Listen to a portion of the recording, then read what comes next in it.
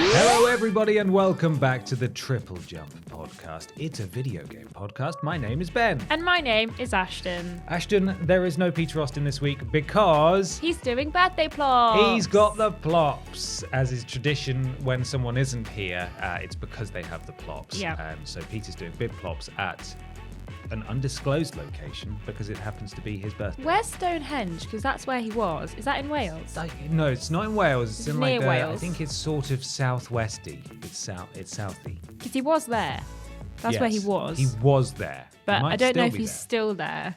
We don't know We've where not heard Peter from him. is. He's gone off the grid. We don't know where Peter is, but we hope he's enjoying his plops and his week off. Yeah. One thing we didn't talk about last week that I thought we should talk about this week is the buffet that we went to. Oh yeah, we didn't talk about it. Because we completely blanked on that because we recently passed 200,000 subscribers and we, to celebrate, went out for an escape room and a buffet. And some drinkies as well. And some drinkies too.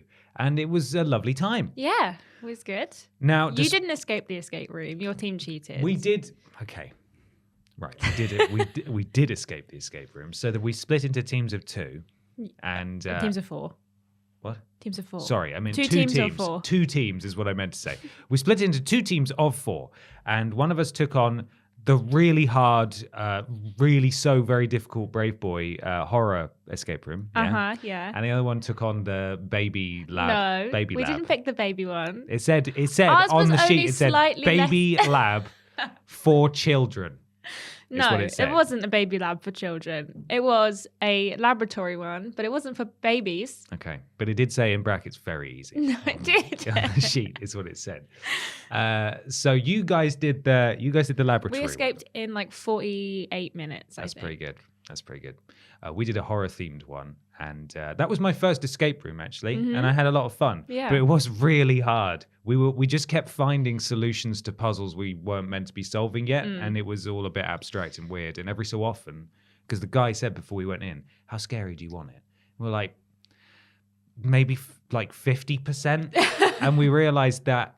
How scary do you want it? Basically translated to how often should I play loud scream sound effects through the speakers? And even the amount that he played it was quite obnoxious in the end. It was like, as soon as it would, you just sit there annoyed, like, okay, come on. Yeah. Be quiet now. We're trying to focus. But it was a really good time. I had a lot of fun doing it. Yeah, we did too. We at one point I was just wandering around with the answer to a puzzle, and no one was like listening to me, and I was going, I found a code, and everyone was just doing something else. So I just typed it in and unlocked a box and was doing another puzzle. And they were like, "How did you get in that box?" I was like, "I just typed in the code that I was walking around." Ashton Matthews' professional room escape. Yeah, but at one point the part of ours was like, "Oh, there's a gas leak and you're leaking this like a really poisonous gas into Newcastle," and I made a joke like, "Oh, no big deal then," and the guy was like, "Oi," he was a Geordie, he was like, "Oi, no slagging off Newcastle."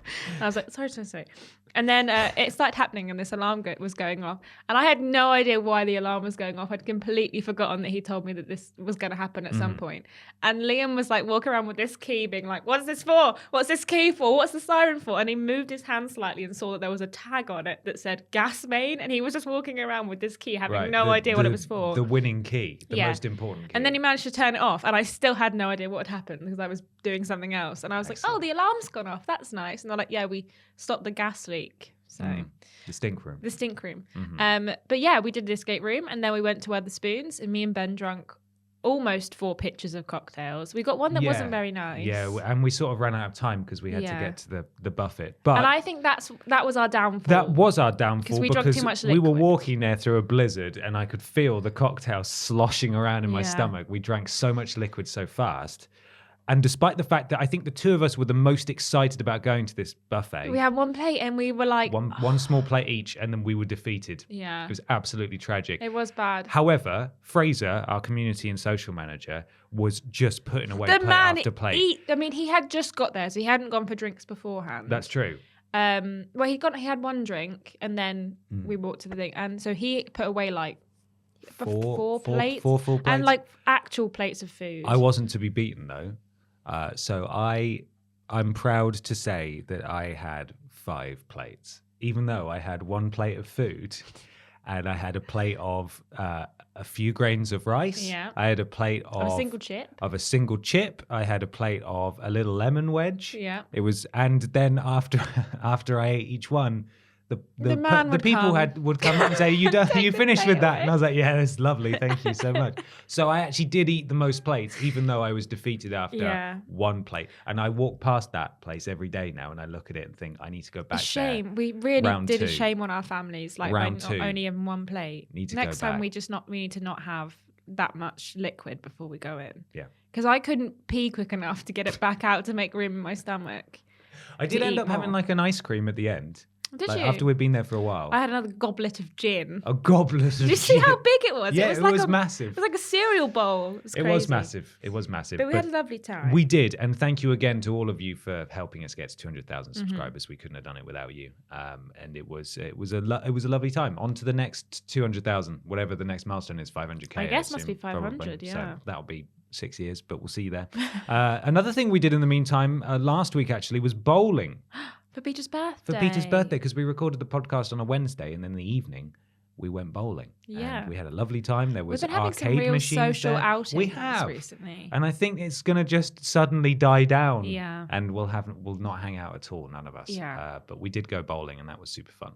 I played Yeah. some Street Fighter and You did? House of the Dead 4. Yes, we played some House of the Dead 4. That was good. Mm. At one point, my boyfriend had come up on Wednesday, and me and Amy had found £1 in a pinball machine, and we're playing a pinball machine. And Ben and Peter was like stood next to us, and my boyfriend Ben ran up to Peter and went, "I found £1. Let's go play the pod racer game." And they scurried off to go play pod racer. 10-year-olds. Like I a was couple like, of 10-year-olds. He's having fun. Just But, leave them to yeah. having a nice Adam time. Pacitti was second best bowling, but the best was Peter's fiance Amy. Yeah, She absolutely smashed it. she did. think I she got, arrived like, late. 2 strikes? I have no idea. I don't know, I wasn't can't remember. playing on your lane. No. I was playing on a different lane. I had because to they didn't wanna I had play to with me. randomize who was on lanes. I didn't want to be like, this is the triple jump Okay, lane. so all of your And then- triple jump friends, No, apart you had from Ben, James and Alex on your team. they're as not my well. triple jump friends. Not really. They're just work friends. You were on the team with Adam, James, Alex, and then Atkins and someone else. No, I had a good team. I don't want them to think I didn't. I have felt a good bit team. bad because I put Jack on our team, and he was the only cultaholic boy on our team, And he lost. and he did really quite bad. emphatically. He was like, "Why did no one tell me I could get the bumpers Jack G. up?" King, Jack the Jobber, got destroyed at bowling. Really bad. Well, I had to put the bumpers up for myself because I was like, I'm going to need the bumpers up. Yeah. And Amy wanted the bumpers up too. But then Jack was like, why didn't I get offered to have the bumpers up? And I was like, I went over to the table and I said, anyone want the bumpers up? And everyone ignored me. So that's not my fault that you didn't listen to me. So he didn't get bumpers. And he was well upset about it. And he lost. He needed bumpers. He actually, I think, came last out of everyone across all three I think games he'd that we got had. like barely in the 30s, I think. Oof, that is a rough time for Jack. Yeah. Well, there we are, a little trip down Yeah. the lane, the memory Into lane. the social workings of the cultaholic and triple jump. Just felt bad that we didn't mention it, like especially the buffet. It was such a big thing, I and know, then we we didn't came mention in it. and we just totally forgot that it ever happened because we're goldfish, apparently. Yeah. But, there we are. You're all caught up now. Each and every week, we're sponsored by a very, very real video game adjacent sponsor. I have the rad read right here. Raddery. I have the ad read in front of me here. This week we are sponsored by E3 2025, and they've got a It's new right around the corner. tagline, Okay. and it says, "E3 2025. This time we promise it's really happening. Honestly, no. Where are you going? Come back. We've changed. We promise not to leak any personal information. And oh, it's digital only. And oh, it's also been cancelled. And we sold your email address to a Russian bot farm."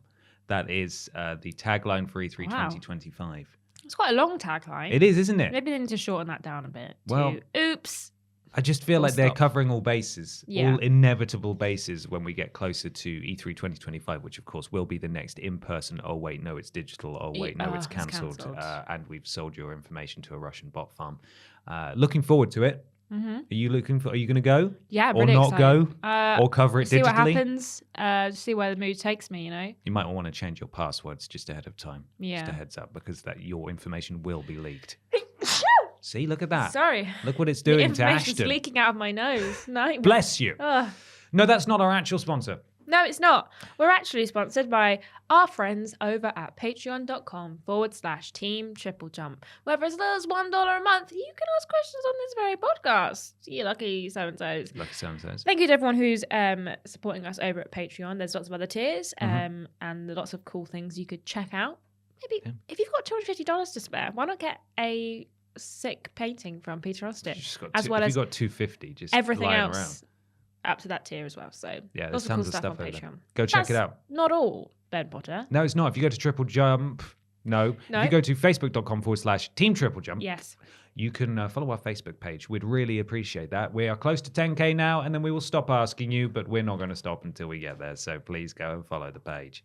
Thanks so much. Let's move on to question 1, Ashton. Oh yeah, I never get to do question 1. Question 1 comes from Stephen Skodes.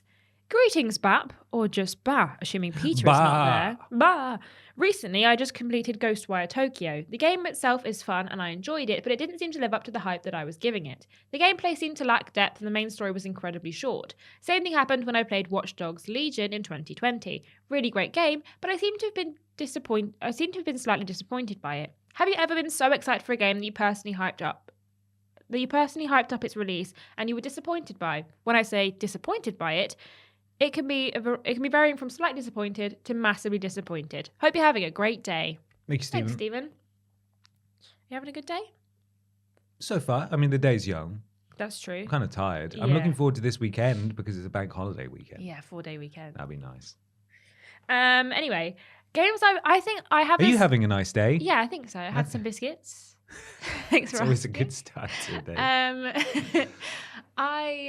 I have this bad habit of either being completely unaware a game is going to be coming out or getting myself overly excited for a game and amping my expectations too high. I do it with everything. It's not just games. It's a bad habit. Buffets. That's it. Full stop. So I have a bad habit of getting overly excited about games, and sometimes I'm allowed and they're fine and it's great, and then I feel validated in my bad habit. But then other times they're not so great and I get mentally told off by my brain for going, why did you get so excited about this? We know it's going to be disappointing. You've got to just assume the worst about everything all the time. I don't have that ability, unfortunately. I get excited about That's nice though. things. That's nice. It must be nice. Yeah.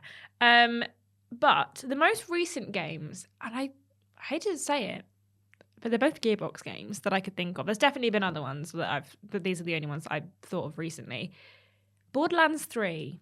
I really love the Borderlands series, and I did love a lot about Borderlands 3. I loved the quality of life mechanics, additions even. I loved the art style. I loved the voice acting. I love it. But I didn't love it as much as I wanted to, having come out of Borderlands 2 and everything, which I think everyone kind of felt the same way about Borderlands 3.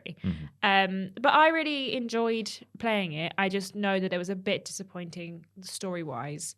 And then when the end happened and that song started playing, my brain went, what? What is happening? Weirdly, I heard someone talk about that exact moment the other week on a yeah. podcast, and they were like, I loved that moment. It was so good. And it's like, what is wrong with you? Do you have COVID? Because you got no bloody taste. It was awful. It was such a bad. I hate using the term. It's cringe. Cringe. It was so cringe. Oh, I hated cringe. it. Just laughed when I saw it. Just so absurd. Yeah. I didn't not like it. I just was a bit. It didn't live up to my expectations. Same with. Can you guess what I'm going to say?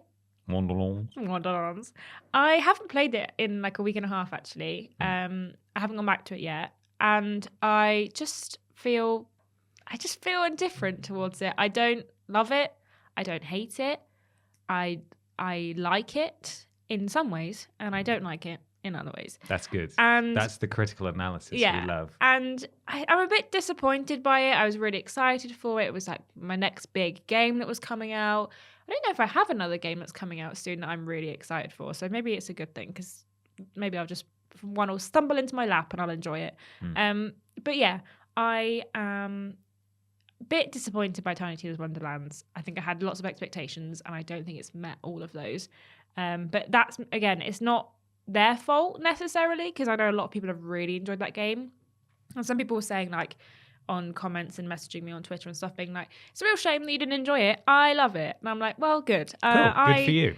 I want to love it. I do. And there is another game, but I'll talk about that in the What We Playin section because it's a game that I've been recently playing. So I'll wait. But yeah, I think I just need to stop myself getting so hyped up. If a game I'm indifferent about comes out and it's not great, it doesn't matter because I'm not playing it. Yeah. Because I was really excited for it. So luckily it didn't happen with Horizon Forbidden West, but I tell you there was fear. It's like when I booted up the game for the first time, I genuinely was scared it was going to be bad. It's going to be 12 to 15 hours of fart noises. Yeah. Just straight up plops. Plops. So, but it wasn't that. It wasn't. It was great. I'm looking forward to playing it eventually. You should play it. You should definitely play it. Yeah, I know. Well, what about you, Ben? Any disappointed games? Well, the games I've written down, I wasn't necessarily disappointed by, but I just felt like they didn't live up to either my expectations or the expectations set by everyone telling me that they were God's gift to gaming. Yeah. So I talked about it at the time, but when the Final Fantasy VII Remake came out, I was a bit worried because I'd played the opening mission with the reactor because I played it at an event and then it was a timed demo as well, and I played it there. And then I got the full game, and after that you get dumped into the Sector 7 slums, and it just gives you like some of the worst side quests I've ever experienced in a game. They are pretty where it's like, go find this guy's cats. I was thinking, oh my God, is this the game? Is this what this game is? And it didn't help that I played through the opening couple of hours for pleasure and then played through the opening couple of hours again on stream. So I felt like I played through the opening twice, and each time I'd ended at this section where I had to find this child's cats. And they were cute cats though. Well, they were cute in the sense that they kind of looked a bit terrifying in that engine. They were just sort of like little blob creatures. It might look better in the PS5 version. It didn't look bad in the PS4 version. But yeah, they don't not look like cats. Cats are little blob creatures though, to be fair. Yes, you are not wrong. But in the engine, they just look like that's a Final Fantasy character cat. You know, I don't know how to describe it. Anyway, so that put the fear of God in me because I was kind of disappointed initially. Like, oh no, this game's not going to be very good. I ended up loving it though, so it doesn't matter. Control. That's a Control version. Controversial one, yes. Because I actually did end up really liking Control. I really liked Control. On the whole. But I played it way after everyone else, and everyone had told me that it was just this mind-blowing, incredible game. And it takes a while to get going. It does take a while to get going. I found it more interesting when I first started it because it was so intriguing and weird. But the longer it went on, the more I kind of wanted it to end. I was ready for it to end. And the sort of the openness of it and the lack of linearity, if that's a word, it might not be. Linearness. Sure. The openness of the game I found to be a hindrance in the end because I was trying to work out how to get to different sections of the map. And it was a bit of a nightmare. I think it's great and I'm really looking forward to a sequel, but that was one that was hyped up beyond all possible reality. And it was not as good as I had perhaps hoped. Same for Middle-earth Shadow of Mordor, the first one of those games. That was also hyped into oblivion, played it, thought it was great. Didn't think it was the best thing ever. It won Game of the Year awards that year. I disagree with that. But there we go. You ready for this one? Yeah. People aren't going to be happy about this one. Are you going to say Death Stranding? No. Okay. No, I am not. Hades. I thought you really liked Hades. I did really like Hades. Was it as good as everyone said? No. I never finished it. I don't think it's as good as everyone said it was. But that's the specific angle I'm coming at this question from, in that none of these games I actually thought were disappointing. Yeah. But they didn't live up to the expectations, as I said, that I set for myself or that other people had set. And it's so hard playing a game after it's been maybe a year or longer when everyone's had a chance to play it and say, oh, you got to play this. Oh, it's amazing. Oh, it's won all these Game of the Year awards. Because in your head, it's meant to be this incredible experience. And sometimes games do live up for that. But for me, those games didn't quite hit the same way. I also find that when someone who you are like really good friends with or you care about a lot, it's like, oh, this game's really good, I really want you to play it. Like when that game's not good, it feels extra bad. Or that game doesn't click with you as much, that feels extra bad because you're like someone I really care about loves this game, and I'm gonna have to go back to them and be like, "Ooh, Sorry, you got trash taste. I didn't like it." Can you recommend another one? Yeah, have you got any other games that you like? Because this one's not. This one's great. rubbish. It's stinky. I don't like I it. didn't like it. Too hard. But yeah. It's always the risk though with recommending things, right? Yeah. That's why I'm really blood worried in that your you're face. going to actually hate Horizon. I'm not going to hate Horizon Okay. because I really liked Zero Dawn. If you do, just pretend you didn't. You can slag it off to other people. Just pretend you liked it to me. Like, Okay. that's fine. I can guarantee that I'm going to like this game. You're probably The only gonna reason like I haven't played it is because I don't own it bajillion yet, and I games, have other yeah. things downloaded. So That's fair. that's the only reason.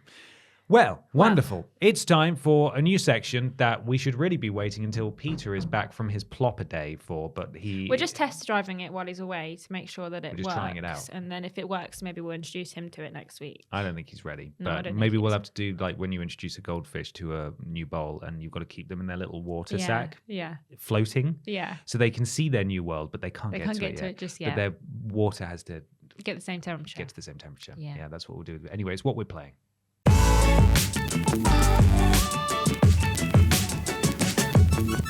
It's what we play in time. It's time to talk about what we play in. Ashton Matthews, what have you been playing? Well, Ben Porter, thanks so much for asking. I played some more Final Fantasy VII. Yes. I watched Cloud get his rocks off with a hand massage. Beg your pardon?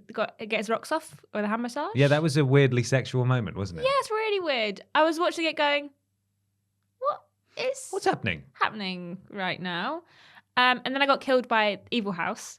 Yes, the Evil House is really hard. I was like so close. I've only attempted it once because I was really close to beating it, and then it killed me in killed both of them in one hit, and I was like, I'm gonna have to take a break from this because that's really annoyed me because I was doing really well against Evil House, and then it kicked my ass. Outside of the final boss, Evil House, I think, was the hardest boss in the game when I played through it on the hardest difficulty for the trophies. I thought I was playing it on easy, but my boyfriend was up at the weekend and he was like, "Oh, but let me look at like your loadout," and I was like, "Okay." Turns out I've been playing it on normal, and he was like, "No wonder you were like." You daft it. I know. I thought I was playing on easy, and I was like, "This is quite challenging for easy." It's not on easy, that's why. But I'm gonna attempt Evil House again when I'm back from my Easter holobobs. You can do it. I think I can. What you have to remember is that it changes status type all the time, so you have to hit it with his Yeah, that's what I was doing, and I kept It's a real pressing pain in the ass. the touchpad to like get the assess menu up to be like, now it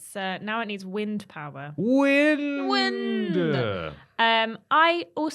We bought and played Lego Star Wars The Skywalker Saga over the weekend, split screen.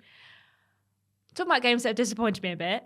That game's disappointed me a bit. Yeah. Do you know what is disappointing? What? When games just don't work when you buy them. When you have to Oh. wait a week and a half till they work. What happened? Well, let me tell you. So we played it. I will tell you right I now. will tell you right now. We played it split screen, and we wanted to play it on Ben's save because he has the disc, and I don't have it on my PlayStation, so there's no point Okay. having it. And obviously, it's only local co-op, so you can't really play it separately. So I was like, we'll do it on your save, so it's all in one place, and then you can just pick up and play it if you fancy. And we played it on his save till we got to like Naboo, and then we went and had lunch, and we came back, and then I turned the PlayStation on, turned his account on first, then logged in on the other controller on my account, and then for some reason, it then decided to save that section of the game that we continued to play until Coruscant on my save, not on his save, even though he was still player one. So then when we logged back in the next day to play as him, everything we'd done since like leaving Naboo was just not on his save.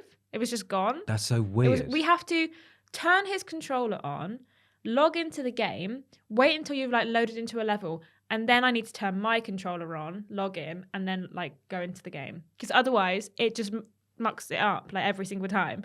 And one time we loaded the game up, and there's like a cutscene at the beginning where like all of the characters kind of turn and face you, and they're in like a pyramid, and they're all like posing and stuff. Well, we loaded it up, and none of them had faces. Nah. And it was just like Oh. all just blank, like Lego heads, just like moving around. And I was Oh, like, that's this is horrifying. horrible, really horrible. So Jesus. I've got a video of it, but That's so weird. yeah, it's really weird. Is it fixed now? Yeah, I think it's fixed now. It only did it the once, and then the game crashed like a couple times. But these things happen when games come out, because why would they just like work all the time when you buy them? It's a big ask. Yeah. But I have some opinions about Lego Star Wars. I don't think Peter is wrong. I listened to the Cryptscope and I don't think he's wrong. I think that there is this game has a lot going on.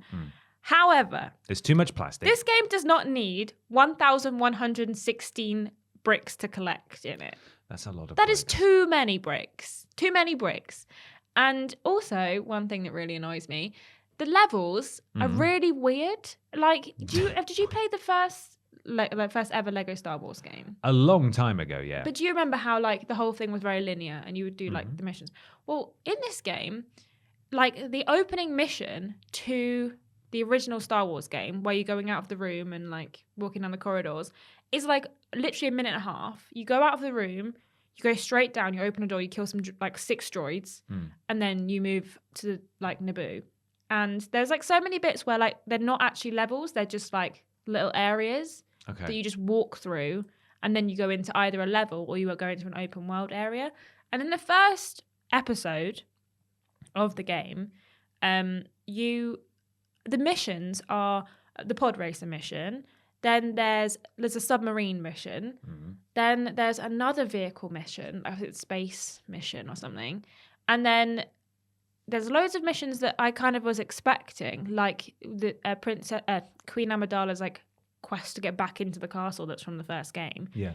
And that's not there. You don't do that. You don't even see what she's up to the whole time. Okay. So I was kind of like, these missions are such random picks. Like the mission is when you're sailing from the Gungan like underwater area to Naboo and getting chased by a big fish. That's the level. There's always a bigger fish. That's the level.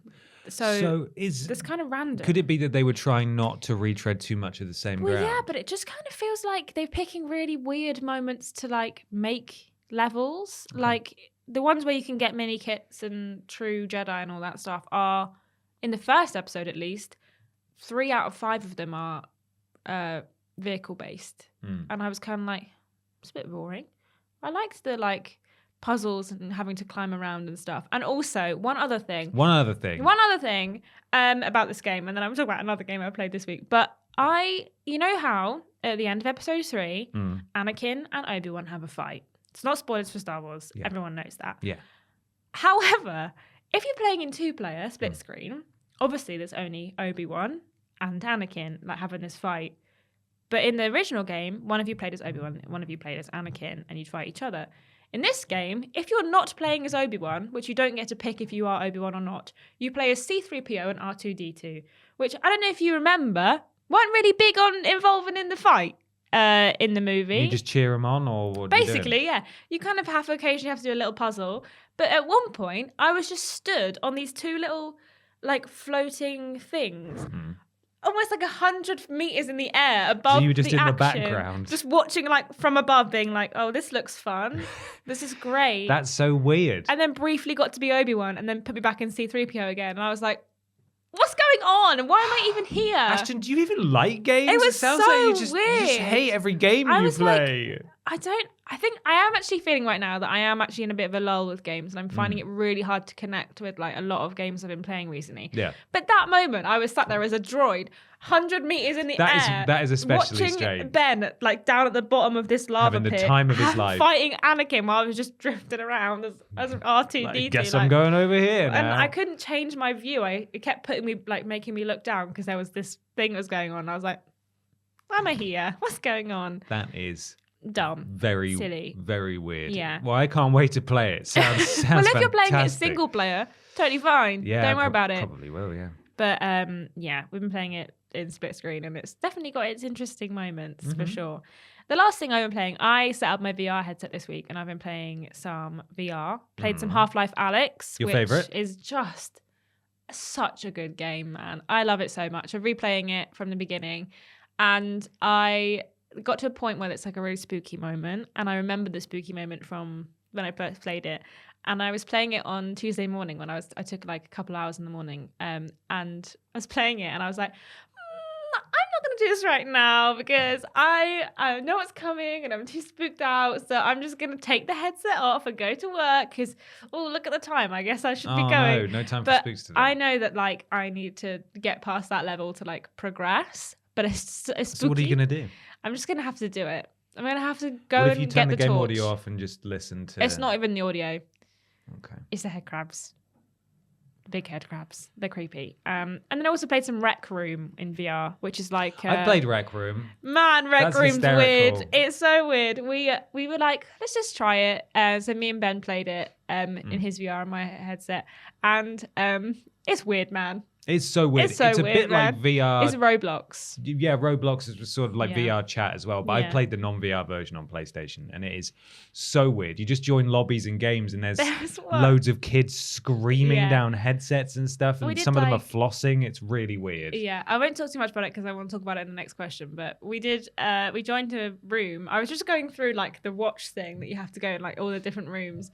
And one of them was like furry heaven. And I thought, this is funny. my Let's go in there. gosh. Okay. So I said, put me and Ben in this thing, this public lobby with all of these kids. And then we walked up and we could put like a furry costume on. So it was just as an axolotl. And then one of the rooms in course you this were. like house was like playing anime music. So I was just like boogieing, dancing my heart out. And he was like, we need to leave. We need to leave now. And I was like, okay. That is so strange. I had a great time. I'm glad you had a good time. I just was Well, dancing in my the flat on my own. kids had a great time. Yeah, maybe.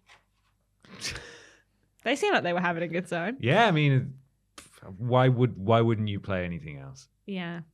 Just anything else, like a real game. Um, Play a real game. Well, I wanted to play. Well, I didn't want to play in VR, but I wanted to play something, and we can't play Lego Star Wars because we tried on like the Share PlayStation play. Share Play, Mhm. but it was running like trash, and I was just on like one big Lego brick was basically all I could see. So, That's a shame. but I've been playing that. So there's what I've been playing this week. Nice. What have you been playing? I've been playing a little bit more Elden Ring. Shocking. Helping out my friends.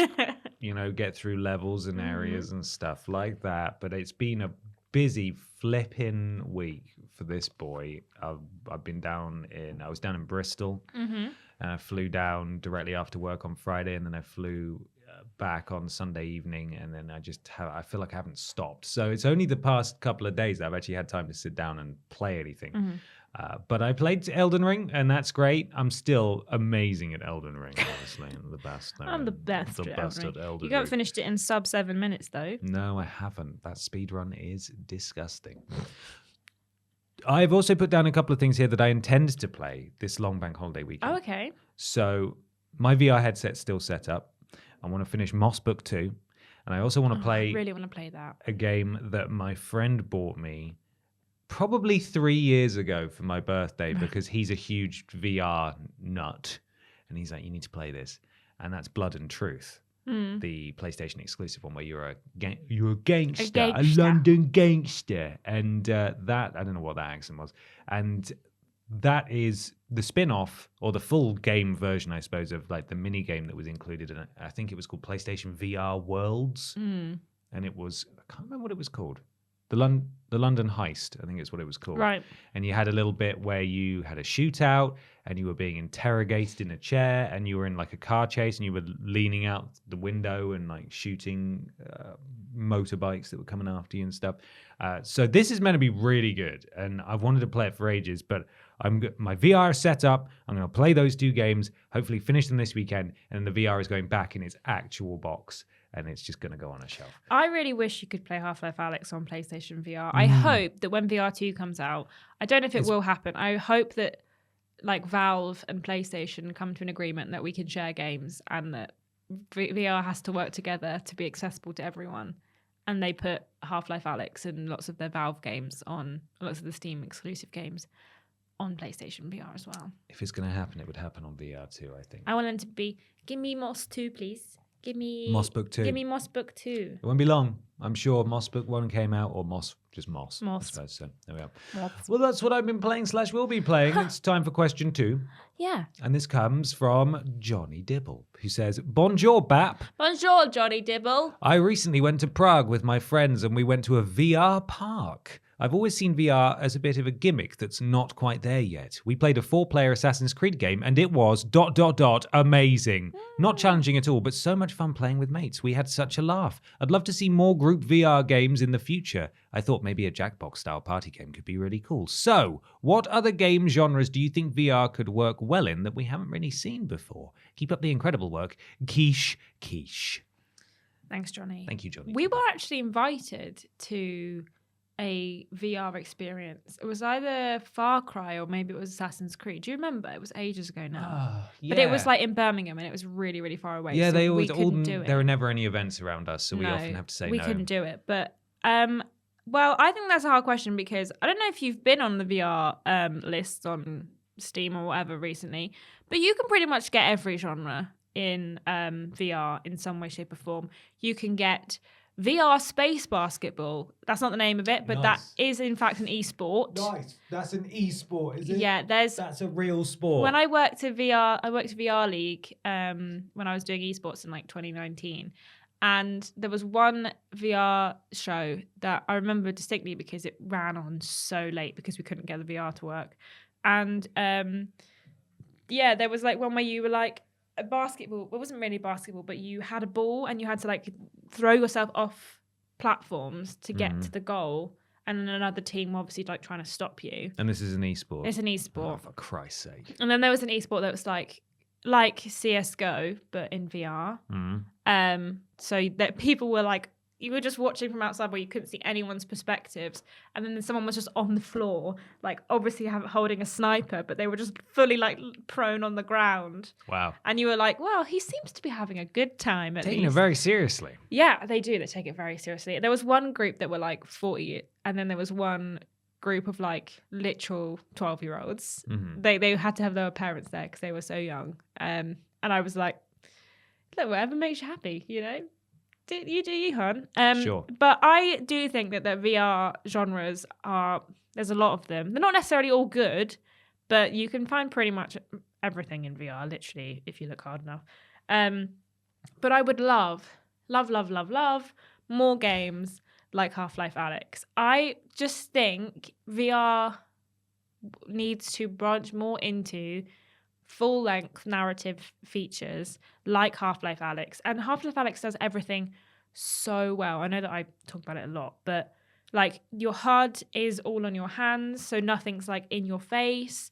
There's options for movement that mean you don't necessarily get motion sick, because that is an issue for a lot of people. You can teleport, you don't have to do fluid movement, which is why I haven't played Boneworks, which is apparently also really, really good on VR, but you can only do kind of fluid movement. You can't teleport. But like games like Half-Life Alyx, where they've got an intriguing story, the world is like really, really immersive. You can interact with everything. Everything is kind of like around you and you feel like you're in this world. Like I've talked before about how I tried to step into a portaloo that wasn't actually there to hide, and I tried to step up into it. Yeah. Like games that can make you that immersed in a story, would love more of those in VR, because I just don't think there's enough. And I think more people would play games like that than games like Space Basketball and Rec Room and stuff. Basketball. And Rec Room and stuff. Are you looking forward to the Horizon? I am. VR I'm game? really excited for it. Don't know. I think it might just be on PlayStation VR though, which is a big sad PSVR for me too, because don't have one of those. But I think that there's so much scope for how VR can be implemented in so many games. Most of them don't do it very well. Like if you just be like, Far Cry, we're doing a VR Far Cry mod, it's probably going to be trash and make you feel sick. But if they actually make a VR game for VR that they spend time on and they know how to make a VR game, they are just so much fun to play. I would also love more multiplayer titles that are maybe more like Back 4 Blood, Left 4 Dead, that kind of thing. Like 4-player co-op that's walking around doing God knows what. Not necessarily a zombie apocalypse, but just that kind of vibe that again has a story. Because I think there's just not enough story games on in VR. And obviously I really like Moss. So sit down VR is also really accessible to a lot of people because you don't have to stand up for Moss. And there's a new game, I think it's called Tentacular, where you play as like a big kraken. And you can sit down and play that because you basically have to like destroy a city, but you're like just massive and you can just throw things, and it's all about like physics and stuff. So it's not got much of a story, but if you like to sit down, then there's I think more VR games that allow you to sit down. There's not a specific genre that I would like more of. I just think that there is a real need for narrative-driven games that really do immerse you in the world and build a really incredible world to be in. So, so yeah, that's my answer. I agree. I think I've only ever really played a handful of narratively driven VR games. The Batman Arkham VR was very good. I enjoyed that one, and I like how it tied into the trilogy that Rocksteady were making. But I don't want to stand up and play VR. Honestly, I just don't want to do it. Yeah. If I can sit down, then that's great. Don't make me stand up. Come on, get out of here. I have only played one co-op game in VR, and that was Farpoint, which was a PlayStation VR game where you had the controller, the gun controller. Yeah. It's set on another planet. Yes. That was pretty good, even though it looked a bit janky when you had another friend playing co-op and they were just sort of sliding around all over the place. Yeah. But that was a lot of fun. I do agree with Johnny that I do think a Jackbox style almost mini game collection like WarioWare would be really fun. There's one called what's it called? It's something like Halflings, Revenge of the Halflings, or something that is a party game where you play it with people who are using a controller. So you've got like up to 4 players using a controller and then 1 player in VR. The player in VR is like a big human and the rest of you are little halflings. Okay. And you have to either survive a certain amount of time or do a challenge or something whilst the person in VR is trying to kill you or like stop you from doing it. So they're like picking you up and you're in the controller, you're like, help me please. And they're just like putting you like in a toaster or something. Like that's a really fun game to play with other people. So there's definitely mini game type games out there. You just have to, I think you probably just have to buy a couple of games that are mini games rather than it being like a pack, which I do think would be really good. Yeah, absolutely. I've also, not that I don't think I'd ever play it myself, but I really like the idea of Phasmophobia. I've played Phasmophobia in VR. And so I think more horror experiences like that, where there's a group of you know, going around, would be like almost like a Saw. There's probably is a Saw VR game, but it's probably crap. Yeah. Just things like that. Things where it's just way more immersive to be in VR and you're doing it with multiple people. I think would be super fun. Phasmo in VR is very good. Phasmo. That's what the cool kids call it. Cool kids call it, of course. Absolutely.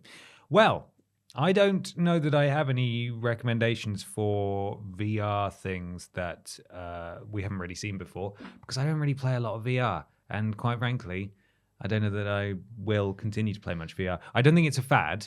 Or I do think almost... I think it's outstayed a fad now. Yes, it's clearly here to stay, but it's just so inconvenient for me as a console player and as a non-PC player that I probably never really open up my one again unless the right game comes along. So you never know. There is one thing, actually, before we move on. When we were playing Rec Room the other day, we did some tennis and some bowling. And I had a really good time doing bowling in VR. Mm-hmm. I mean, I wasn't very good at it. I got more gutters than I did anything else. But it was actually really good. So like a Wii Sports kind of situation, I think would be really fun. Okay. So, that's a little extra bit for you there. Yeah, nice. It's time for something a bit peculiar now. Yeah, like spending several £100s on a headset to play bowling that's imaginary instead of spending £10 and going to a real bowling alley. That's a little strange, isn't it? Well, I didn't know that we were doing judgy news. Hey! I thought this was no judgment. Just this was a little weird news.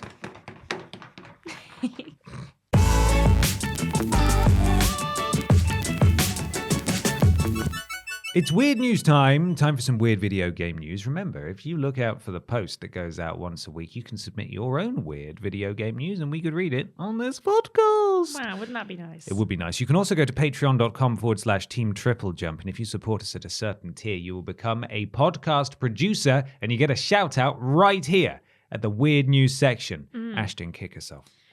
Thank you to our podcast producers. That includes Nathan, Gabrielle Philippine, Sean Legg, Erica Hutchinson, GY Goliath, Melody L. Bonnet, Ellie Nicholas, Katie Garrett /Jared, and Corey Duffel. and Josh Played. Sorry. Another one. Yeah, I know. And Josh And Played. Josh Played. Especially Thanks, Josh. Josh Especially Played. Josh Played. Thank you so much to our podcast producers for this week once again. Patreon.com/Team TripleJump. Which website is it again? Which way? Which It's one of one? us. Flipping one of you. I was kind of doing like a movie trailer thing where they do a couple of names and they go, and Daniel Radcliffe, Introducing. and Sandra Bullock, introducing Josh Played. as podcast producer. Yeah. Well, let's do a weird news. Have you got your weird I news do there? have one. It was from Facebook, from Liam Richardson. Thank you so much, Liam. Liam Richardson. Comes from Kotaku, written by Jeremy Winslow. Nintendo walked right into porn when promoting Switch Sports. Oh, for God's sake. Nintendo of Europe just wanted you to know that Switch Sports has a bowling minigame. If you've been bowling, there's a good chance you've seen those corny 3D animations that unfold whenever you get a strike, spare, split, or miss the pins outright. These 90s relics are having a bit of a horny renaissance right now. Oh, no. Is this what you showed me last week? Yes. Oh, my God. It is. And then you told me off for Yes, I did. For just showing porn in the showing office. pornography at work. Yes, I did tell Yeah. you off for that. Thanks to an artist who recently posted a salacious bowling animation that has set the internet on fire. And unfortunately for Nintendo, which is currently trying to advertise the bowling minigame in its upcoming sequel to Wii Sports, this viral trend couldn't be happening at a worse time. But the dumpster fire currently plaguing Nintendo's marketing campaign didn't start in horny jail. Initially, modern GIF renditions of old-school bowling animations came back in vogue around 2021 by a Blender artist who goes by Wireframes with a big Z at the end.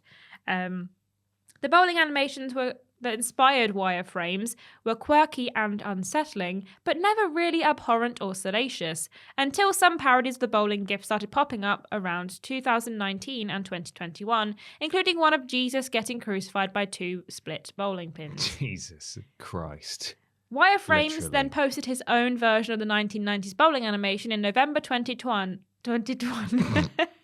It's going well, isn't it?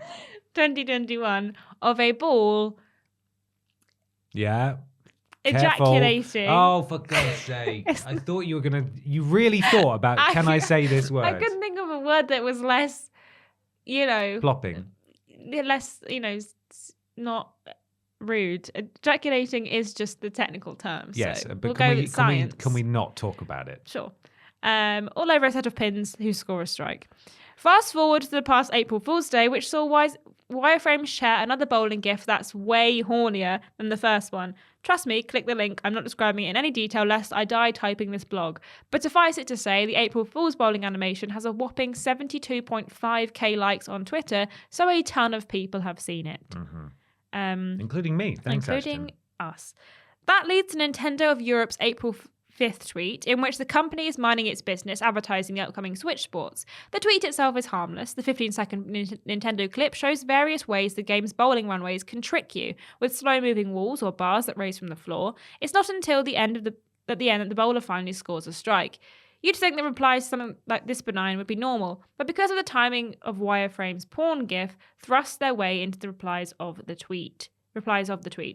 You won't see the porn at first because Twitter has them under the hidden replies, but nearly every reply under the original video is remarking on the sex regardless.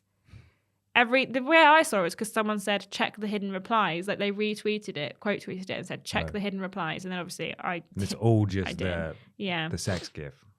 Wireframes told Kotaku over Twitter messages that he always thought bowling animations were really funny and found the hardest part about making his own was getting the comedic timing right.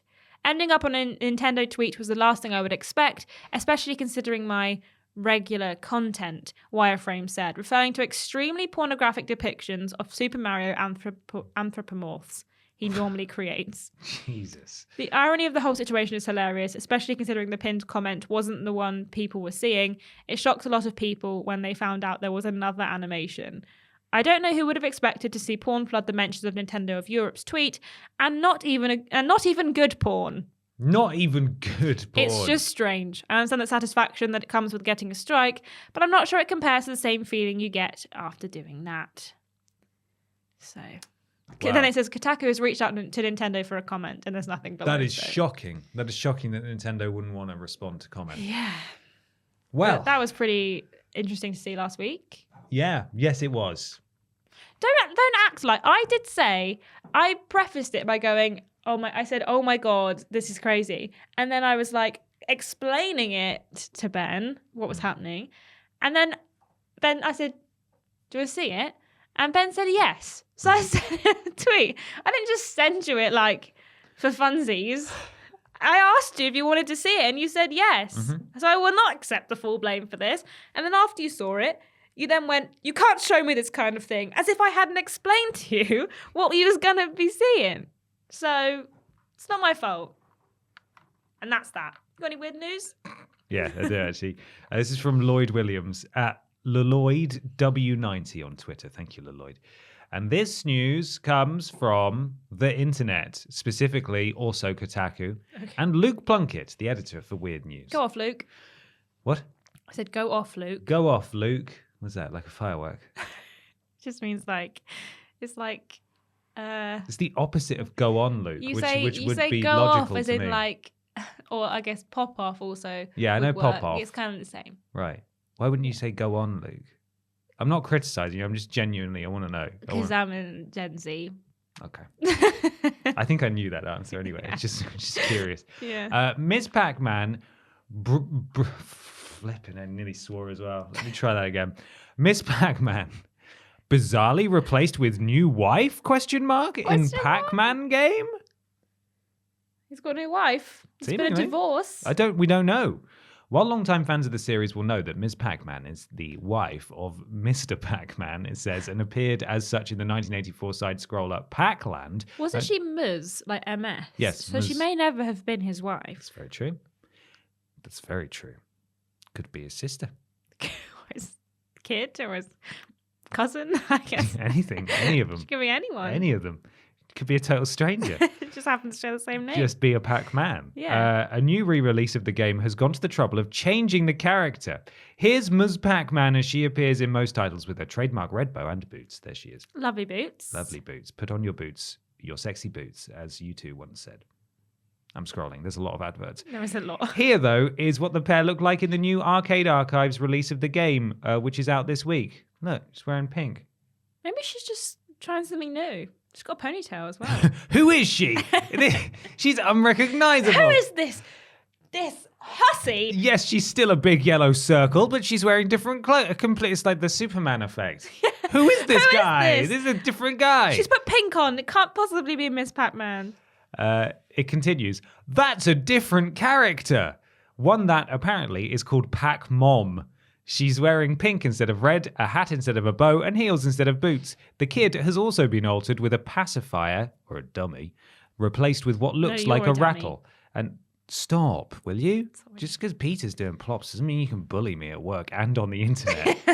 And a bow swapped out for a flower. I've got questions. Is this Pac-Man's mum? Maybe, but it's a slight tweak to a character that was originally supposed to be his wife. And why is the kid matching? Has he divorced Ms. Pac-Man and this is a Brady Bunch situation? I don't know. There's even a chance this is actually Pac-Man's mother-in-law, given the visual similarities. Because they're big yellow circles, I assume. So what happened to Ms. Pac-Man? Who Did she knows? die?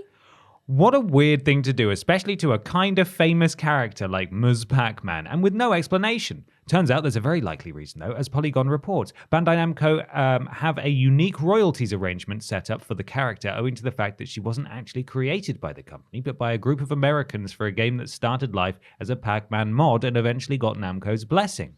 This arrangement has meant that every time the character has been used, Bandai Namco have had to pay royalties, and this is where it gets really weird. The original creators of Ms Pac-Man went bust a long time ago, but that royalties interest has subsequently been bought by another company, At Games, makers of that god-awful Genesis throwback console from a few years ago. I don't know what that is. So it's widely speculated, though we've contacted Namco Bandai for confirmation, that the character's change in this re-release is simply a consequence of the publisher no longer wanting to pay those royalties, especially since this is the first time Ms Pac-Man would have been due to feature in a new release in almost a decade. Maybe Ms Pac-Man, they got married and she had a baby. Yes, and then she said, the thing that defines me now is not that I am Ms Pac-Man. Ms Pac-Man. I am now a Pac Mum. I am the Pac Mom. I am the Pac Mum. And I wear pink now. And I'm just, I've changed. I've had a baby. Having a baby changes you. Yeah. So maybe she's gone through a personality rebrand. And she's out being the best mum in the world. Being the best Pac-Man. Being the best Pac Mum in the world. That she can be. Yeah. That was my weird news. Let's move on to question 3, Ashton Matthews, please. Oh, yes. This comes from Callum Straw. Hey, Bap. My general questions are, how long do you think developers should support their titles for? And why do you think some developers support them for years, whilst others do a scattered few updates, even though their game did incredibly well? Many people were greatly disappointed when Nintendo announced that the last update for Animal Crossing was the final one, especially with how popular the game proved to be. This is particularly jarring when compared to, say, Fortnite or COD, which receive regular, almost monthly updates, and it doesn't look like they'll slow down anytime soon. Would love to hear your take on this, and to also hear which developers you're particularly proud of for supporting their games through thick and thin, e.g. Hello Games with No Man's Sky. All the best, Callum. Thank you, Callum. Thank you, Callum. Well, I think that all games have a shelf life. And I think that the issue with Animal Crossing, specifically in this case, is that everyone who picked it up and bought it during the first lockdown, me included, played it pretty much solidly for about 4 months and then have not picked it up since then. Okay. And I don't think they're probably selling that many copies of the game anymore. You've massively upset all of the Animal Crossing army out there who are watching. They've already got it, though. They've already bought it. No, but you're saying that no one's playing it anymore. No, I'm not saying no one's playing it, but I'm saying that everyone who is still playing it bought it. He's a giant stinky loser who needs to go outside. Ashton, I can't believe you would say that. No, I didn't say that. You are so rude. People are going to be so angry at me now. I can't believe you said this. It's the internet. People are angry at everyone for any reason. What was I saying? I don't know. You were saying... I've forgotten now. That the... Because you shouted it. No, I didn't shout at you. I offered you encouragement in the form of a distraction. What you were saying is that they're not selling many copies anymore. Yeah, everyone who has the game bought it probably 2020. Yes. And has probably either stopped playing it or is still playing it a lot. I don't know if they sold many more copies when they released the DLC. That was probably the only incentive people who haven't already bought it to buy it. They probably sold some more when they did that. It may have still been in 2020 though, actually, the branded Switch as well, the Animal Crossing Switch. I think that was 2020 as well, because I wanted one of those but didn't get one. Still waiting.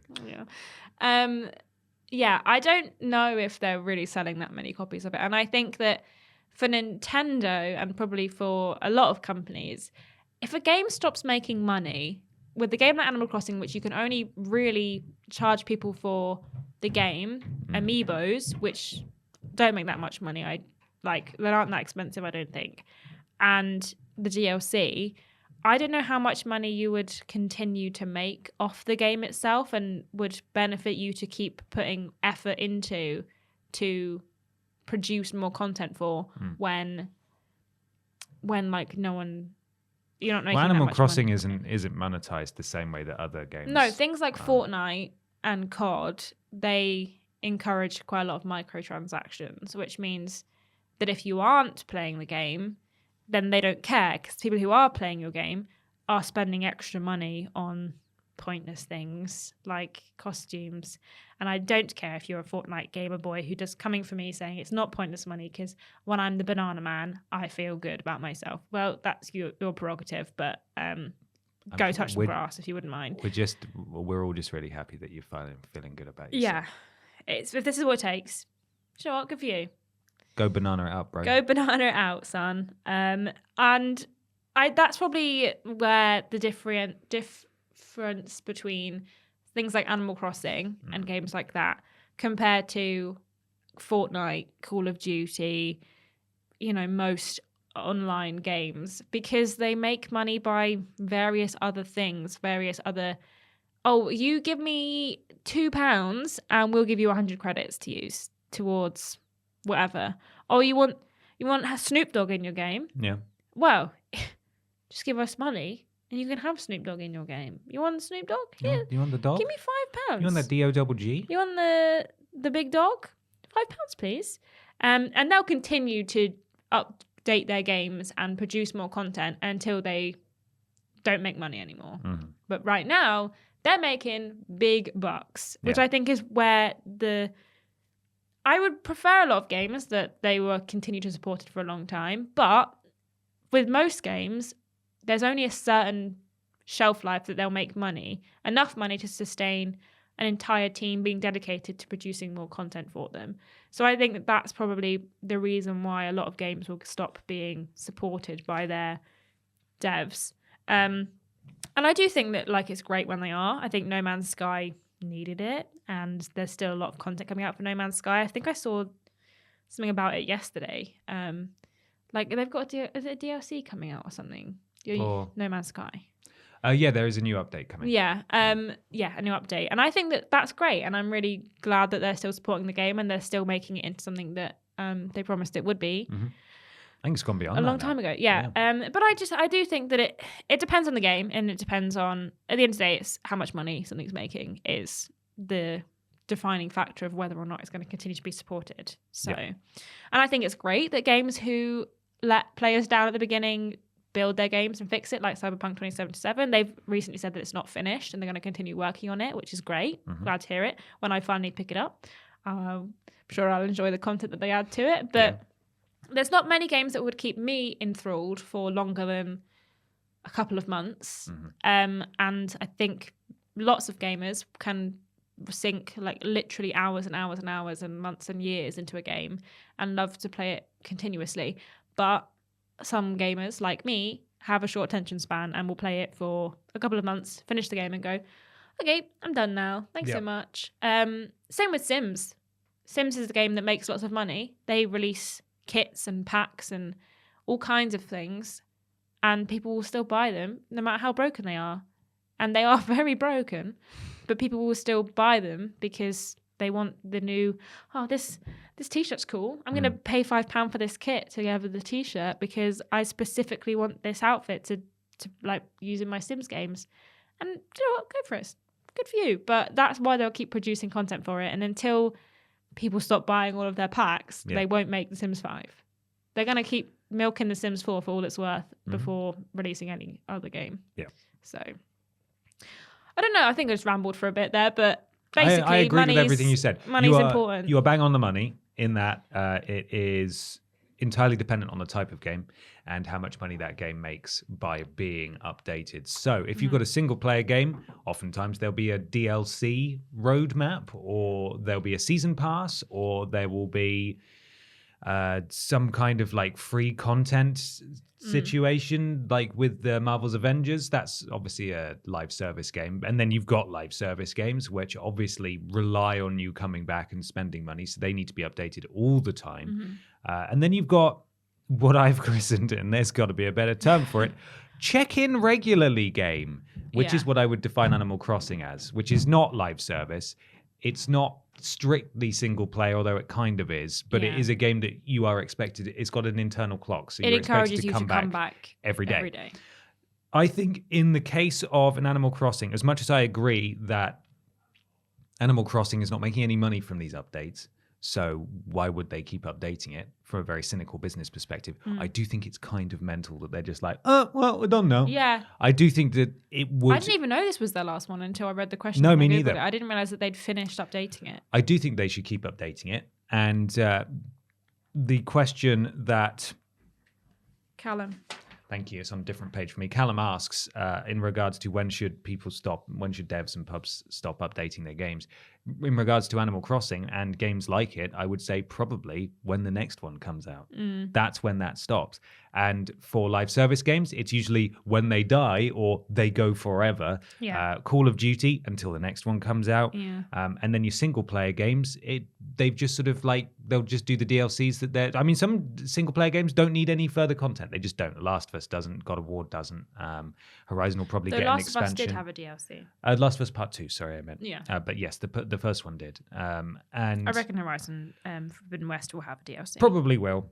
One season pass model that I really liked was for Borderlands 2 because you got absolutely tons of content Yeah. for years after. Like it was There's really, still- really good. Yeah. So that was a great one. I also really liked how Marvel Spider-Man did it as well. There was a 3-part DLC. Yeah. They were all named. You were given the gist of each of them, and then they released them maybe one every 3 months after release. It was great. None of them were particularly outstanding, and none of them were as good as the main game. But they told a story that connected between the three, and that was nice because you had more content to look forward to, and you didn't have to wait forever. Not like a Telltale game where sometimes you're waiting for up to a year for the next chapter, and you've forgotten what happened. Yeah. So, yes, I've also rambled slightly there, but I'm inclined to agree that it depends on how much money the game's making, and it depends on the type of game. But Animal Crossing should really still be updating because why wouldn't you? Yeah. It can't be that There's much of an so investment. many people still playing it. It can't be that much of an investment to design more seasonal items. I don't really understand what they mean by they're not going to update it anymore because obviously like things change every month. Like I imagine there's an Easter thing happening right now, but I assume that will continue to happen regardless of whether like that needs a manual update.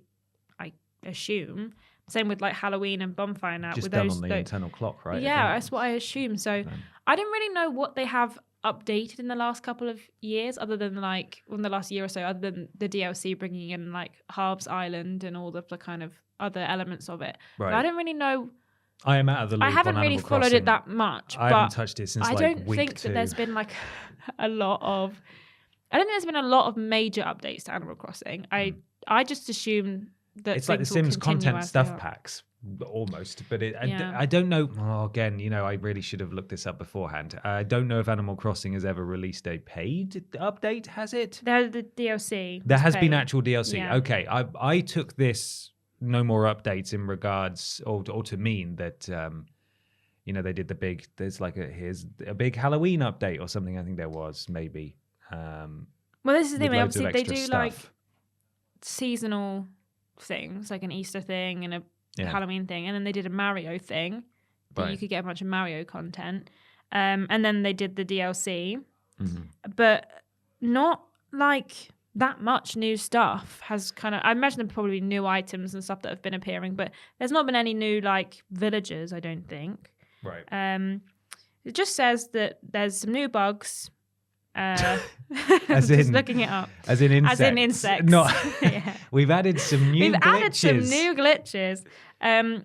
So yeah, they've just added some new bugs into the game, which these are bugs that I know already exist. So I guess it's just because it's March now Right. that there's new fish. Or I say it's not March now, it's April now. But is it April now? Yeah. Yes, it is April now. It's halfway through April.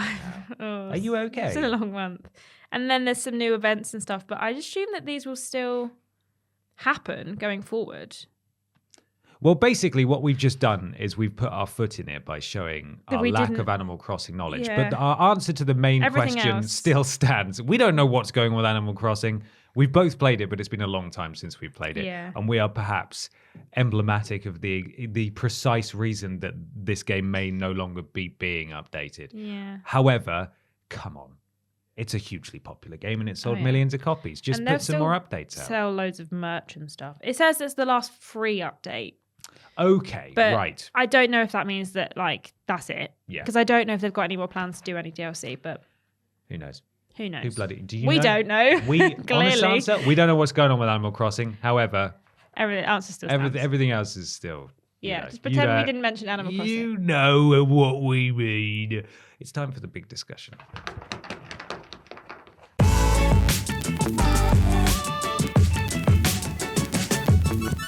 It's big discussion time. Time for the big discussion that comes this week, courtesy of Callum's story. Two Callums. Two back to Callums, back. but they spell their names different. Yeah. One's with 2 L's and one's with 1 L. Kaloum. Kaloum. This one is from Kaloum, who says, Hi Bap. Hey Bap, sorry. Who Bap? The BAFTA Game Where Bap? Awards. What? Sorry? Where Bap? Where Bap? How Bap? The Why BAFTA. Bap? Stop. The BAFTA Game Awards were last. The BAFTA Game Awards were last week, and much like at the Game Awards in December, it seemed to be slightly smaller games picking up most of the awards, with the big names such as Halo, Resident Evil, Call of Duty, Far Cry, etc., all being completely absent from the winners. Is this the kind of thing that might make big developers take notice and change their approach, or are they actively choosing to forego awards and targeting other objectives such as sales figures or critical scores as a priority? Do you want to know the winners from the BAFTA? Also, I know quite a few. I was at concert on Thursday, and there was a bit of a lull between bands, and I was just checking You're who just was looking at them. won everything. I know So that who won- Unpacking won narration. Who won Best Animation? Ratchet and Clank. Who won Best Artistic Achievement? Ratchet and Clank. The Artful Escape. Oh, The Artful Escape. Who won Best Audio Achievement? Ooh, I didn't know that one. Returnal. Returnal. Who won? Returnal won quite a few, didn't it? Returnal won Best Game. Yeah. It won the big boy. What was the Best British Game? Forza Horizon 5. Oh. The Best Debut Game? Toem. Toem. Best Evolving Game. Evolving. Evolving is in a game that's always evolving. Still going. Ooh. Won't die. Don't know. No Man's Sky. No Man's Sky. Good for them. Best Family Game? It Takes Two. Chicory, A Colourful Tale. That's not a family game. You can't play that with your kid. It Takes Two was nominated for a family game. It's got swears in it and stuff. And murder. I mean, it does have murder in it. I think it was one family game at the Game Awards. That is insane. I would never play that with a young child. No. Especially not the elephant bit. Game Beyond Entertainment. The winner there was Before Your Eyes. Best Game Design was Inscription. Best Multiplayer was It Takes Two. Oh, yeah. I know it Returnal won also won Best Music. Unpacking won Best Narrative. Yeah, I was really happy that Unpacking won Best Narrative. It Takes Two won Original Property. Yeah. Jane Perry, who played Celine in Returnal, Yeah, she won Best. Performer in a Leading Role. And then the woman from Mass Effect, Kimberly won. Brooks. Kimberly Brooks, she won Supporting Actress. Yes. What was she? What game was that from? Do you know? Kimberly Brooks. I do know. Hollis Forsyth in Psychonauts 2. Yes, I knew it was an That's who it Xbox was. game. I couldn't pinpoint which one it was. Ratchet and Clank Rift Apart won Technical Achievement, and the EE Game of the Year, which I think is voted Unpacking. on by people, was Unpacking. I voted for the Unpacking. So there we are. Those are your winners. But yeah, Returnal running away with 4 awards. Let's talk about BAFTA. Yeah. Why do you Let's. think? Well, firstly, I'll Yeah. ask you, why do you think BAFTA? Because apart from the EE Game of the Year award, which again is fan voted, Yeah. the rest is chosen by a panel, Yeah. by the Academy. Why do you think they tend to side with perhaps smaller niche games over the big boys? I think smaller games require a USP, a unique selling point, and Thank you. just in case you didn't know, and so a lot of the time end up being more unique, able to pull them apart from the Far Cries, the Assassin's Creeds, the Resident Evils. You can pick apart, say, just for example, and we know that I like Unpacking.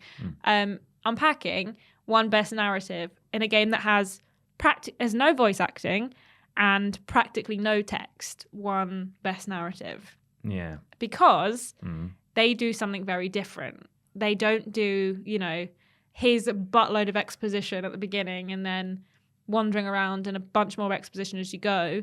That is a narrative that you can follow without ever having to speak to another human being or even see a human being So if I said, on your... but Call of Duty Vanguard has like 6 characters in it, why did that not win Best Narrative? I would say that's because got a narrative in it. I don't think the story was that good.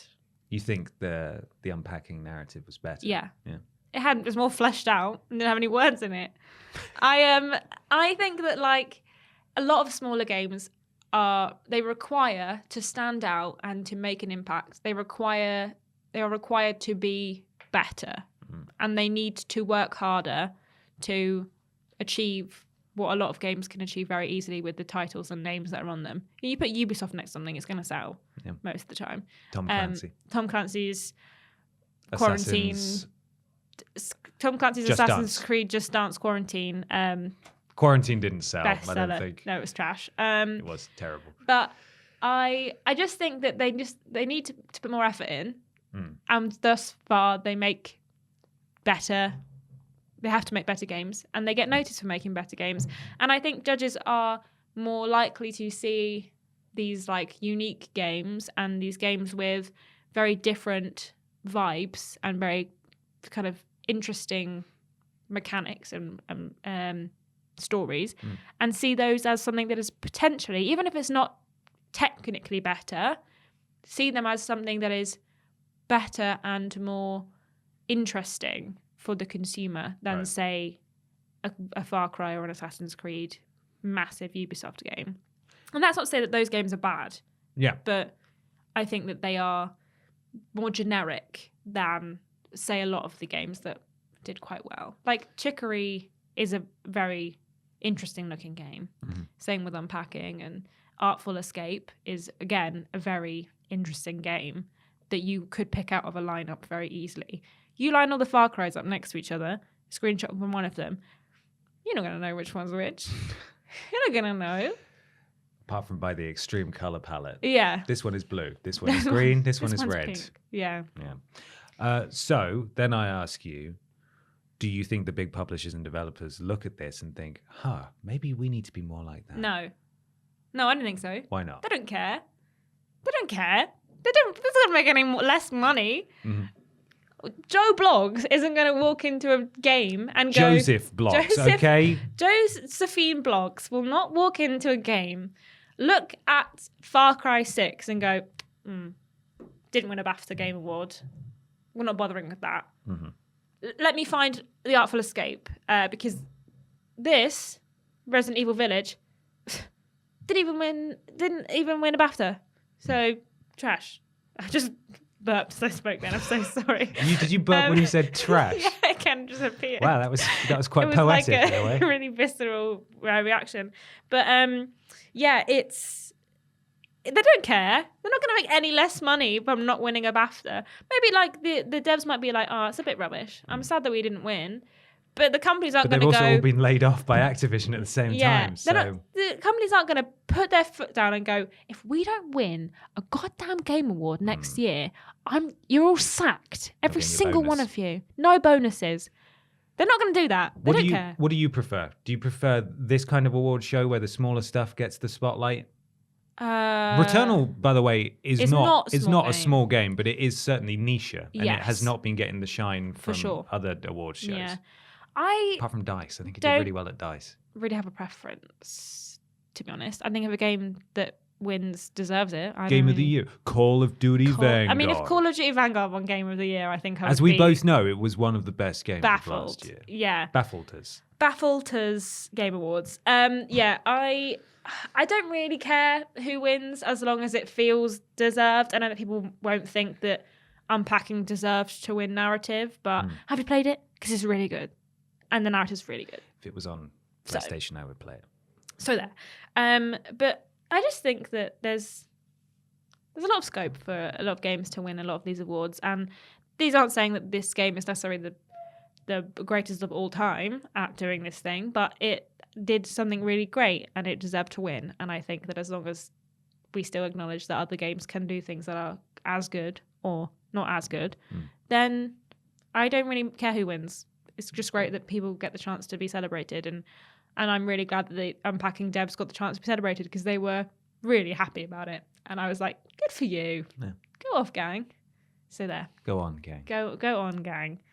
Yeah. What about you? Hey, Ben, if I was to ask you, do you think that, what do you think about the BAFTA Game Awards? Do you think the winners were worthy? Do you think they should have won? Well, as a former panelist, the BAFTA Game Awards, I have to say that I think it's just the best award show out there, and I wish they would invite me back. But they won't, because I stole a card from them and I didn't realise that I wasn't allowed to take it home, but I did, and now it's on my fridge. Well, that's okay. I'm sure they don't know. Well, it's a card. I speak about it a lot, so they probably do know. Because BAFTA are big fans of the podcast. They love the podcast. No, BAFTA have always been, shall we say, a bit up themselves. They're a bit snooty, right? They're a bit holier than thou, a bit video games are art, which I think is just disgusting, really, because it's not. It's just like I mean, they don't have a lot just of bleeps and bloops, isn't it, on the screen? Just bleeps and bloops. No, I think BAFTA is always been stylized as a very hoity-toity It seems kind of like thing. the Everyone has most- to wear black tie Yeah. and dress up nice, and it's very important. I think Notch Yeah. went one year, and he tried to wear his hat, and they were like, "No." It seems you like doing? the most game award show that It feels important because it's like it takes games really seriously. Yeah, and they do like a full red carpet and they really go for it. Whereas you look at like the Game Awards and you think just because you put the word awards, Wonder it if we're doesn't going to see Pop necessarily Boy means today. we're gonna. It's Yeah, gonna the be about awards awards, were. is it? I mean, we did the live stream reactions, and the awards were secondary to "Is This Legs?" They didn't quite even frankly. do half of the awards in the show. No, did they a bunch just of them in the rattled off pre-show. winners. Yeah, as they went on. We've already it's not the bitched a focus. lot about the Game Awards. We have. but Anyway, yeah, it's so definitely better than That's the Game difference. Awards. What did you ask me? I said, do you think that the right people won? Do I think the right people won? I mean, yeah, I suppose so, because it's subjective ultimately. You know, Yeah. they were chosen by a panel, and you know how can you really disagree with that too much? Even if you wanted the other stuff to win. I will say that. Let me check my notes here because I can't remember anything that I've written down.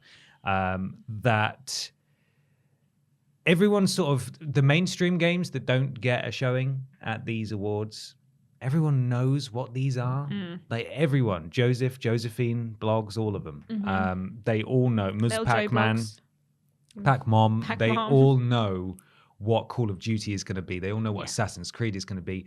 And these big publishers and developers, as nice as it would be to get an award, they don't need it.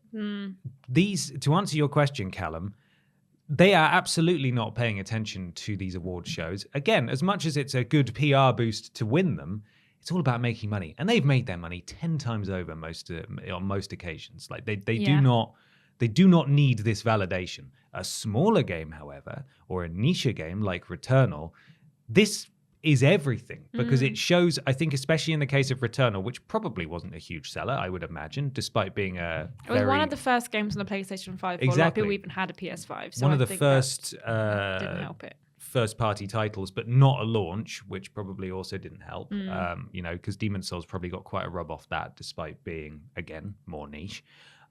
This, I think, is validation for them, and it's validation for Sony looking at it and thinking, okay, clearly they did something right, even if it wasn't a huge seller. And then when you move even lower down the sort of AAA scale, not even that, and you go indie, and these indie games winning, as much as Assassin's Creed would like to, or Call of Duty Vanguard would love to slap a BAFTA game sticker on the box, it means so much less to them than it would for Unpacking to have 2 BAFTA awards on their artwork or whatever. Like it's just night and day, the difference. The big publishers, they only want to make money, and that is what they're motivated by.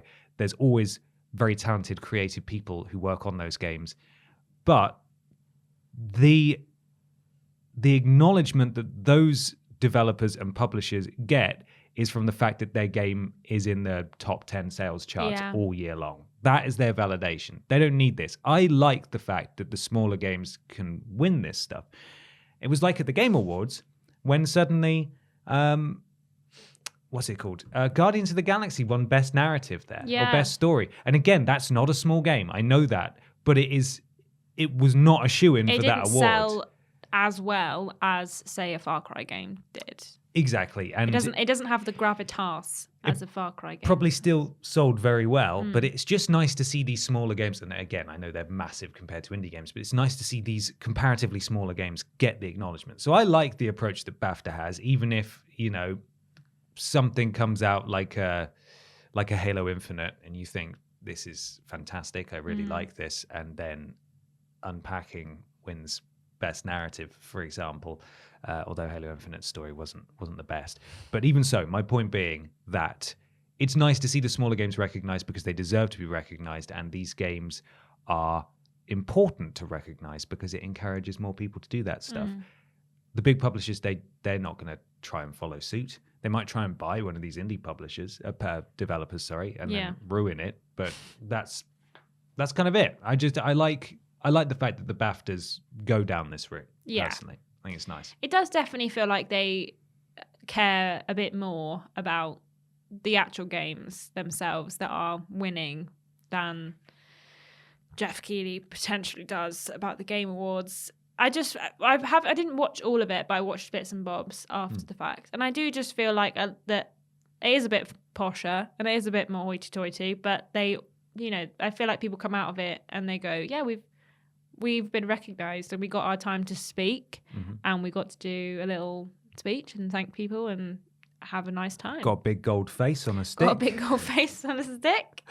Couldn't be happier. One thing I will say about indies, and not all of these winners are indies, but some of these smaller games, again, that don't get as much recognition and sell as well as the big, massive games that didn't get any nods this year, is that while those games are popular for a reason and they are, on the whole, very good across the board, I would say that for the scope and the scale of what most of these games are and what they try to achieve within that scope and scale, compared to their massive budget cousins, they're better in a lot of ways. Like if you were to scientifically, mathematically scale up the budget and the scope and the aim of unpacking to what Call of Duty Vanguard was working with, then that would be the most unbelievable Call of Duty game ever made. Yeah. And I'm not saying it's a Call of Duty game where you pack stuff away, but in terms of what the game is trying to achieve for its budget and its team size, a lot of the time these smaller games are, when scaled up, a lot better than the big games. Like Stardew Valley, made by like one guy, and now he's doing this Magic Chocolate Factory. Hell yeah, it looks amazing. And you think that like this one guy is working on this game, and Stardew Valley is huge, and loads of people love Stardew Valley. I don't think I've ever met anyone who doesn't like Stardew Valley, having played some of it. But I just think that like you think about him and making that game, and you think like what he could do if he had like a massive team behind him, and you think if he had the money and the resource that Ubisoft had. Imagine the size of Stardew Valley. Or would it even work? Bloody massive. Would it even feel the same? No, exactly. I love my big budget AAA Yeah, games. me too. We all do, but they're often not as creative as indie games, and it's not. Most of the time, it's probably not for lack of trying. They're often told that they can't be, or it's just the constraints of working on a 250 person per team multi-team project. Like that, it's just not going to work that way when you scale it up that high. But these games deserve recognition. I'm glad they got them. And the big publishers don't care because they just want to make their money. Yeah. Make their money, son. Get that moolah. That ched. Are they still saying that? Sure. The children? The cheddar. The chedron. The cheddrons. Thank you so much for listening, everyone. We're going to tell you now how and where you can go. This is still marked as Peter. Yeah, You're I gonna read it. I can read it. Okay, Ash is going to tell you now how you can get in contact with us and find us in other places. You can go to youtube.com and twitch.tv/Team TripleJump, watch all of our video content, check out our live streams, they're always on there. On Twitch and YouTube, when we stream, we're modded by Lord Brotovich, Charlie Badger, and Mr. Black. And they're lovely, and we love them very much. And if they tell you to do something, do it! If you have a free Twitch sub with your Amazon Prime membership, I know, you can use it on us if you fancy. And Jeff Bezos doesn't lose any money, but we make a little bit of money from his little pocket. So His why not large pocket? So why not consider using your Amazon Prime Twitch sub on us? Thank you in advance. Thank you. If you want to check out our Facebook or Twitter, it's twitter.com, facebook.com/Team TripleJump for video and live stream announcements, weirdest games posts go on both of those, video legacy content goes out on Facebook, all kinds of things, and eventually we'll do a Facebook Live again. When we hit 10,000, we'll all do a Facebook Live together. We will. Thank you to Fraser, our community manager, for handling our Twitter and Facebook. We also have a TikTok.com/@Team TripleJump. Me and Fraser work really hard on these TikToks, mainly Fraser. I'm just the one in front of the camera. But it's quite hard to memorize these sounds. Some of them are a bit difficult. What? Say that again. It's quite hard to memorize the sounds that you have to the sound lip sync along to. So I had to put a lot of effort into, but mainly it's Fraser. And then we have patreon.com/Team Triple Jump, where you can check out all the tiers that are available to you if you fancy. We have a website, it's triplej.mup. That's triplej.mp. It spells jump. It does. If you want to join our Discord, it's triplej.mup/Discord. On there, a wonderful community like to hang out, talk about all things video games and some things that are not about video games. On Discord, we're modded by Jack, Joe, Tori, and Hollow Eyes. And if they tell you to do something, bloody well do it. Do it. We have, Yeah. if you want to listen to the podcast in its audio form, if you've got a long train journey ahead of you this Easter weekend, why not go to triplej.mup/podcast and find out where you can listen to it in its audio forms. Yeah. If you want to check out some of our live stream VODs, we You do okay? many a week. You're doing so quite well. a lot. Yeah. We do many live streams a week, so if you miss one, then why not go to triplej.mup/VODs, check out some of the VODs. Last but not least from me, if you want to buy some sick and cool merch, like this hoodie, that's on the wrong side, this hoodie. That hoodie. Wow. Wow, so good. Wow. And other t-shirts, hoodie. Are you all right? I made myself bleed. Are you bleeding? Yeah, a little Oh, bit. no. You know in your cuticles sometimes there's like Yeah, it just, hangnail. and you're like, oh, I got to get rid of that. And so Yeah. I tried to get rid. I really dug in there. Oh, it stings. Oh, I'll be okay. okay.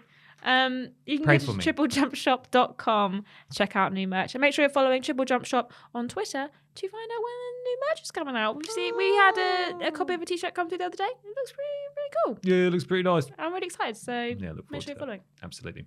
Why not follow Peter Austin and Ashton Matthews on Instagram and Twitter at that Peter Austin and at Scrambled Ashton, and myself just on Twitter at confused_dude.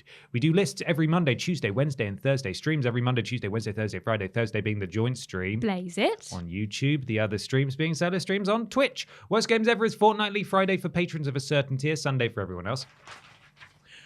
We do the podcast every Saturday, and we do shows all the bloody time, so come check them out. Why not leave a 5-star review on iTunes or your platform of choice? It helps something to do with Al Gore's rhythms. Would really appreciate it. I realise I haven't updated the I have. bit at the bottom, so I've done it. Don't worry. sorry. Facebook.com/Team Triple Jump. Please go follow us. Please, please, please, please, please. It's a Worst Games Ever week. So it will already be out for patrons on Friday and everyone else tomorrow at the time of release. Go check it out. It's a good one. We also ranked every single Kirby video game from worst to best. That went out on Friday. So there's a big old list there about the pink blob boy. You enjoying Kirby and the Forgotten Lands? Are you? Or Lands? Singular? I would be, Not entirely but sure. I haven't got it. I played the demo and I really enjoyed it. And we were meant to get copies. I was going to stream it, but we didn't get one. And it's really sad. Pathetic. Why won't you buy one, Ashton? Because I don't have my Switch up here. She doesn't have a Switch up here. So there's no point in me buying it because I won't be able to play it at home. So, It's just sad all round, isn't it? yeah.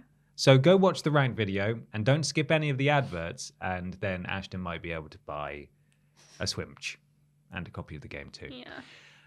Next week there are fewer streams. Peter and I are away doing business things for a couple of days, so there'll be no stream on Monday or Tuesday from either of us. Maybe and I'll stream every day next week. you can if you want.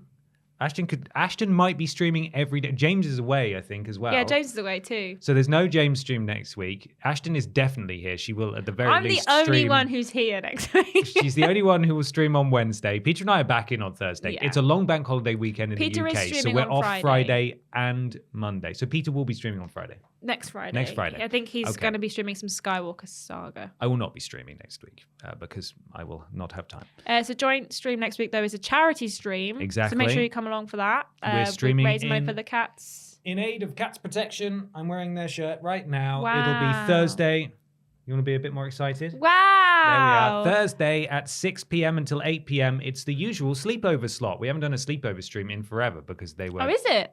I did not know that. You hadn't told me that. 6 till 8. You didn't In tell the me evening. that. We did talk about doing it No, later you on. didn't tell me. Is that going to be an issue for No, you? it doesn't matter. I don't have any plans. I just Okay, didn't that's know. fine. Yeah, we're doing it later in the day. I thought we'd spoken about that. Clearly we hadn't. No, boy, Well, we tells had, me nothing. But a long time ago. 6 till 8 p.m. We'll see you there. We'll be raising money for the cats and playing some cat-related video games. It will be on YouTube, so do come along and give if you can. We're going to end with the sponsor, Oh, yes, I forgot about this one. which is, of course, E3 2025 with their very captivating tagline. They have to get a really long banner for this one. Yeah.